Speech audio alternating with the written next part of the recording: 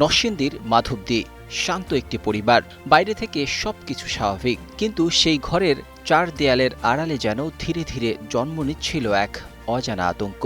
কিছুদিন ধরে সাবেয়া বেগম লক্ষ্য করছিলেন অদ্ভুত একটি বিষয়। তিনি ঘর থেকে বের হলেই তার মাত্র 2 মাস বয়সী সন্তান হঠাৎ চিৎকার করে কেঁদে ওঠে। কেন হচ্ছে এমন, কে বা কি এর পেছনে? পরিবারের কারো চোখে ধরা পড়ছিল না কোনো কিছুই।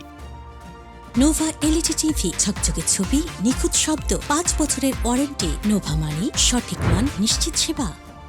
অবশেষে সত্য জানার জন্য তিনি নেন এক সাহসী সিদ্ধান্ত।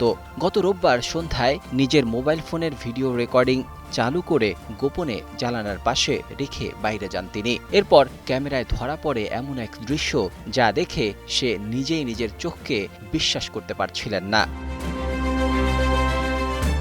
ভিডিওটিতে দেখা যায় শিশুটিকে খাটে শুইয়ে রেখে মা বাইরে যাওয়ার কিছুক্ষণ পরে ঘরে ঢোকেন তার চাচি লতা বেগম। চারদিকে তাকিয়ে নিশ্চিত হন কেউ নেই। তারপর আচমকায় শিশুটির একটি পা শক্ত করে মুচড়ে দেন। মুহূর্তেই ব্যথায় চিৎকার করে কেঁদে ওঠে অবুঝ শিশুটি, আর লতা বেগম দ্রুত ঘর থেকে বেরিয়ে যান।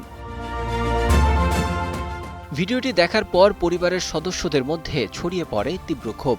শিশুটিকে দ্রুত হাসপাতালে নেওয়া হয়। চিকিৎসকরা পরীক্ষা করে জানান পা ভাঙেনি, তবে আঘাতের কারণে শিশুটি তীব্র ব্যথা পেয়েছে।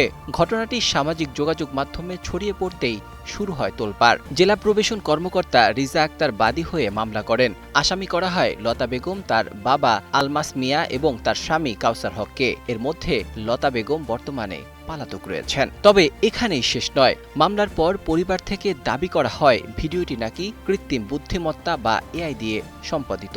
একই সঙ্গে বলা হয় বিষয়টি পারিবারিকভাবে মীমাংসা হয়ে গেছে। কিন্তু প্রশ্ন উঠছে, একটি 2 মাস বয়সী শিশুর কান্না কি মিথ্যা হতে পারে? গোপন ক্যামেরায় ধরা পড়া দৃশ্য কি কেবলই কাকতালীয়? পুলিশ বলছে অভিযুক্ত নারীকে গ্রেফতারে অভিযান চলছে।